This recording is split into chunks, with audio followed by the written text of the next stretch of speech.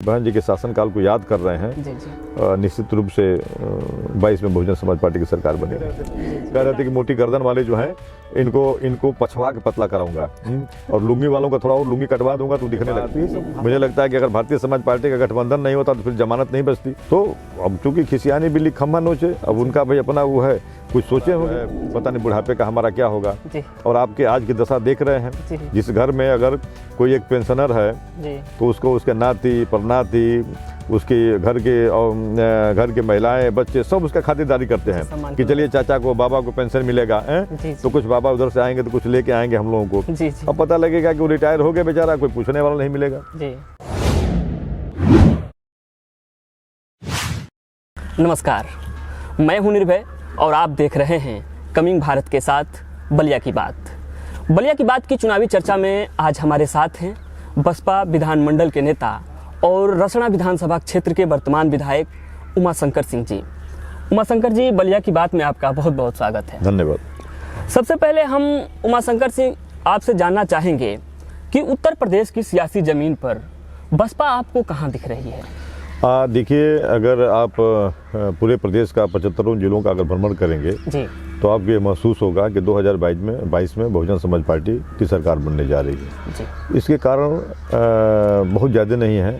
एक तो सबसे बड़ा इसका कारण है कि अब उत्तर प्रदेश की जनता जो है जी, 3 कार्यकाल यानी 2007 से 2012, 2012 से 17 और 17 से 22, 3 कार्यकाल तीनों सरकारों का देख लिया है। और उसके बाद अब जनता इस नतीजे पे पहुंची है कि तीनों सरकार में अगर सबसे बेहतर कोई सरकार थी तो वह सुश्री मायावती जी की सरकार थी। तो अब रोड पे हल्ला करने से कुछ नहीं होने वाला है, वोट जनता को देना है। और अब जनता ये मन बना चुकी है कि वह सुश्री मायावती जी को मुख्यमंत्री बनाना है जी। अगर हम बात करें पूरे जनपद की तो सभी यहाँ के जो भी नेता हैं कहीं ना कहीं छात्र संघ से जुड़े हुए हैं और उमाशंकर सिंह भी छात्र संघ से उपजे हुए एक फसल हैं।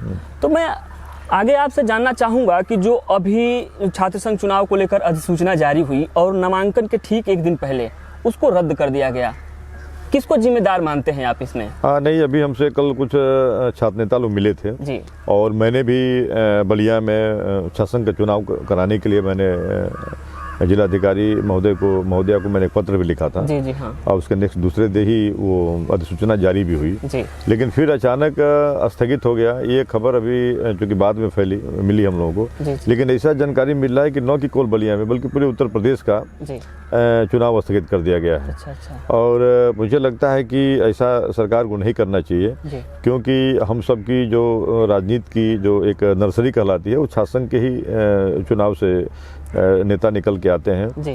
और उससे निकल के आने पे जो एक नेता की जो एक कार्यशैली है, एक नेता का जो आचरण है, तो वो ट्रेनिंग पूरी उनको मिली रहती है जी। सीधा अगर कोई किसी को हम एमएलए और सांसद बना देते हैं तो निश्चित रूप से उन्हें सीखने में ही 5 साल का कार्यकाल चला जाता है जी। तो हम तो चाहेंगे आपके माध्यम से कि सरकार को अगर समय भी मिल जा रहा है, हालांकि अब तो देखिए मुझे लगता है कि फर्स्ट वीक में हो सकता है नोटिफिकेशन लग जाए जी। तो लेकिन अगर इसमें अगर टलने की बात अगर समय मिले तो सरकार को चुनाव कराना चाहिए। आप विधानसभा में पुरानी पेंशन को बहाल कर लेकर मुद्दा उठाए थे, क्या लगता है आपको कि सरकार इस बात को मान पाएगी? नहीं, बिल्कुल। देखिए, अगर सरकार नहीं मानेगी तो हमारी सरकार आएगी तो हम लोग पुरानी पेंशन व्यवस्था को लागू करेंगे। इसलिए कि देखिए, 2 तरह का एक ही प्रदेश में 2 तरह का आचरण नहीं चलेगा जी।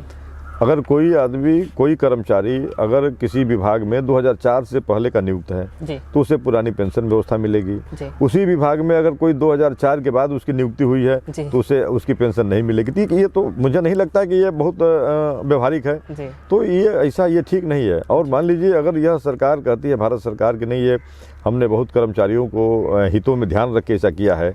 अब बताइए, उसमें आपने सेंसेक्स से जोड़ा है और इनकी जो पैसा है आप प्राइवेट बैंक को दे रहे हैं और कह रहे हैं कि अगर ये पैसा आपका पड़ा रहेगा तो बैंक का अगर शेयर बढ़ेगा, प्राइवेट बैंक उसमें भी है, अगर बैंक का शेयर बढ़ेगा तो आपका भी पैसा बढ़ के मिलेगा।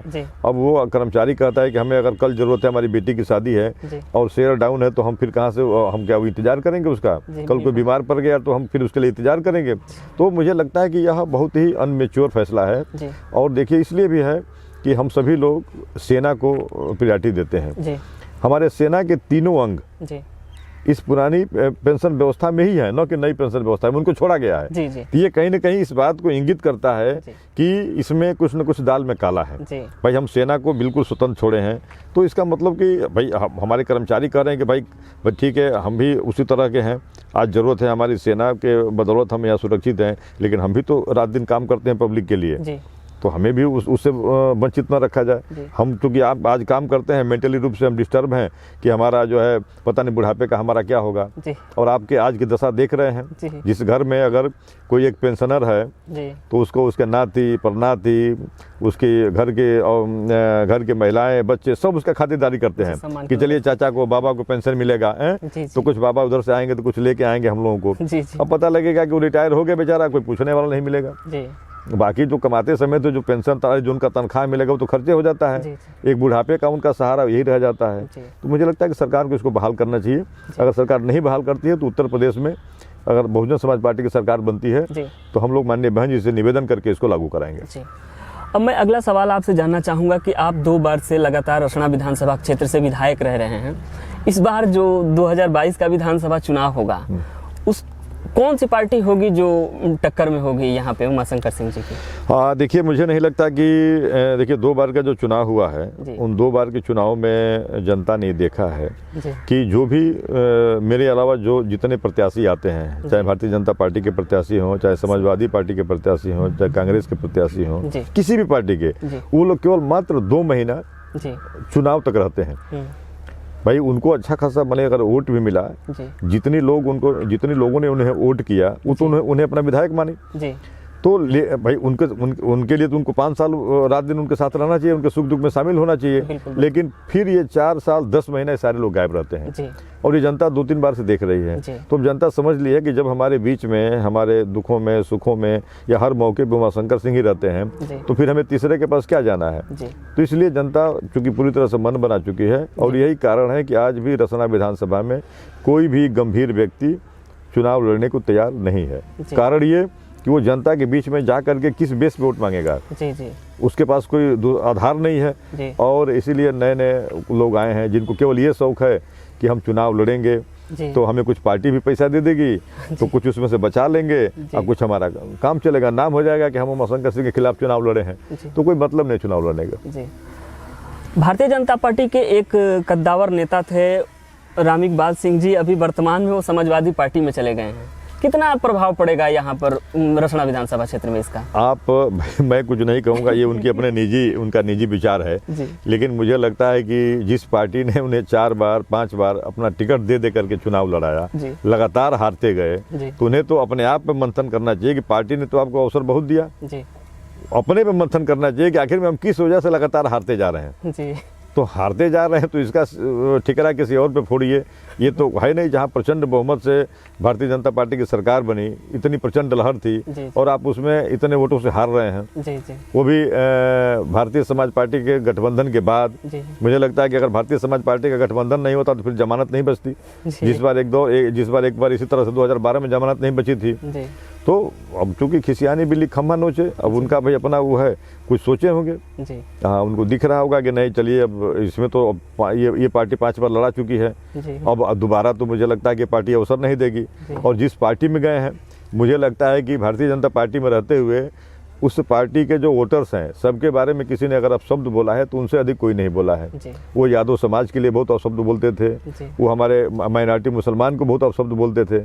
अब सारे लोग ये कह रहे हैं कि अब मेरी पार्टी में आए हैं तो अब उनको पता चलेगा। कल तक तो हम लोगों को गाली दे रहे थे, कह रहे थे कि मोटी गर्दन वाले जो हैं इनको पछवा के पतला कराऊंगा और लुंगी वालों का थोड़ा और लुंगी कटवा दूंगा तो दिखने लगे। तो यही सब भाषा नहीं, देखिए इसीलिए अपने भाषा पे कंट्रोल रखना चाहिए, संयमित बात करनी चाहिए और ये नहीं सोचना चाहिए कि कब हमारी परिस्थिति क्या हो सकती है, कब हमें कहाँ जाना पड़ सकता है। अब तो जो बोले हैं सारी रिकॉर्डिंग चल रही है, लोग चला रहे हैं। तो अब तो भाई अब उनका अपने भविष्य सोचे कि उनका भविष्य कहाँ सुरक्षित है, वहाँ गए हैं। जी। अब मैं एक सवाल आपसे जानना चाहूँगा कि बलिया जिले के बहुत सारे विधानसभा क्षेत्रों में मुख्यमंत्री विवाह योजना के तहत बहुत सारी शादियां कराई जा रही हैं। इससे पहले हम लोग बहुत पहले से देखते आ रहे हैं कि उमाशंकर सिंह जी रोसड़ा में बहुत सारी शादियां कराए। कोरोना काल के बाद अभी इस समय नहीं हो पा रहा है, कितना अंतर दिख रहा है उन शादी समारोहों में और आपके शादी मैं तो आपको कहूँगा कि एक बार अपना कैमरा ले करके जी जिन बेटियों की शादी हुई है उन बेटियों के घर चले जाइए और उसको लाइव करिए जी, तो पता चल जाएगा कि ये लोग शादी कराए हैं कि उन सब बेटियों के साथ मजाक किए हैं जी इसलिए कि मैं अगर शादी कराता था, हालांकि मेरी ही योजना को सरकार ने चुराया जी, लेकिन सरकार ने चुराया तो सरकार ने फिर दिल नहीं दिखाया। जी ठीक है, मैं चूंकि उसकी शादी कराता था तो उसको अपनी बेटी मान के शादी कराता जी, था। बिल्कुल सर। और उसकी बेटी मान करके उसका कन्यादान करता था जी। तो और ये लोग जो है सोचे कि चलिए सरकारी पैसा है, चुनावी इसको भी चुनावी एजेंडा बना करके और उसके साथ मैंने मजाक किए। अभी पिछले दिनों शादी हुई है कई, उसमें एक दो चार मेरे क्षेत्र की भी लड़कियों की शादी हुई है। लड़की पक्ष भी गाली दे रहा है, लड़का पक्ष भी गाली दे रहा है। कह रहा था कि हम लोग वहाँ गए, बड़ा शौक से गए थे, न पानी पीने को मिला, खाना खाना तो दूर की बात है। अब मेरे यहाँ चूँकि हमारे यहाँ जो व्यवस्था होती थी, मैं रात दिन मैं खुद चलता था। एक व्यक्ति जब तक खा नहीं लेता था, जब तक एक व्यक्ति की विदाई नहीं कर लेता था, तब तक मैं वहाँ से उठता नहीं था। तो ये सब चीज़ें होती हैं। वो मुझे लगता है कि वो नहीं है। फिर कोरोना नहीं रहता तो फिर एक बार मैं दोबारा करके दिखाता जी। और आप लोगों के माध्यम से कहता कि जरा आप लोग एक बार लाइव देखोगे कैसे कराया जाता है। जी। लेकिन अब कोरोना की वजह से थोड़ी सी हम लोग पीछे हट गए। लेकिन अगर ऐसे ही ठीक रहा तो जल्दी शादी मैं भी एक बार फिर कराऊंगा।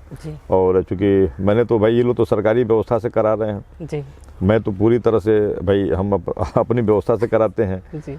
और धूमधाम से कराते हैं, फिर जल्दी ही कराएंगे हम भी जी।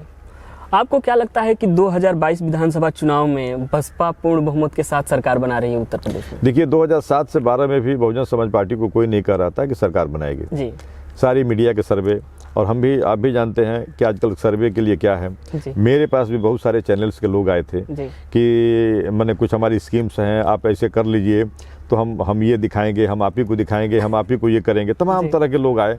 मैंने कहा कि मेरा छोड़ दो भैया, मेरा जो है आप मेरे विरोधी को पकड़ के उसी का दिखाओगे, रचना में वही भारी है जी। तो आप सोच लीजिए। तो इसी तरह से पूरे प्रदेश लेवल का सर्वे हो रहा है जी। बिल्कुल पूरे प्रदेश लेवल का सर्वे हो रहा है। आप सर्वे को, आप जो भी लोग सर्वे करते हैं उसकी लाइव तो करते नहीं जी, रिकॉर्डेड करते हैं। हाँ, वो तो रिकॉर्डिंग करते हैं, फिर बैठा करके उसको पेस्ट करके उसको चलाते हैं जी। 2007 से 12 में कोई नहीं कह रहा था कि बहुजन समाज पार्टी की सरकार बनेगी, और लेकिन पूर्ण बहुमत से बनी जी। और मैं दावे के साथ कह सकता हूँ जिस तरह से जो लोगों में समझ में आ रहा है और लोग जिस तरह से बहन जी के शासनकाल को याद कर रहे हैं, निश्चित रूप से 22 में बहुजन समाज पार्टी की सरकार बनेगी। एक आखिरी सवाल होगा आपसे सर कि अगर कोई युवा राजनीति में आना चाहता है तो उसको क्या संदेश देना चाहेंगे आप हमारे चैनल के माध्यम से? मैं तो यही कहूँगा कि अगर कोई युवा राजनीति में आना चाहता है तो वो अपने हार और जीत के पीछे बहुत न पड़े जी। अगर ये नहीं कि वो चुनाव हार गया तो जो वोट नहीं दिया उसको गाली दें जी। वो अपना आचरण बना करके, आचरण को मेंटेन करते हुए वो निरंतर क्षेत्र में जनता की सेवा करता रहे। अगर वास्तव में वह सेवा के भाव से अगर राजनीति करना चाहता है, सेवा भाव से आप राजनीति करने आया है, तो मुझे लगता है कि उसको निरंतर लोगों के दुख और सुख में हमेशा रहना चाहिए। लोग उसको अपने हाथों हाथ उठा लेंगे।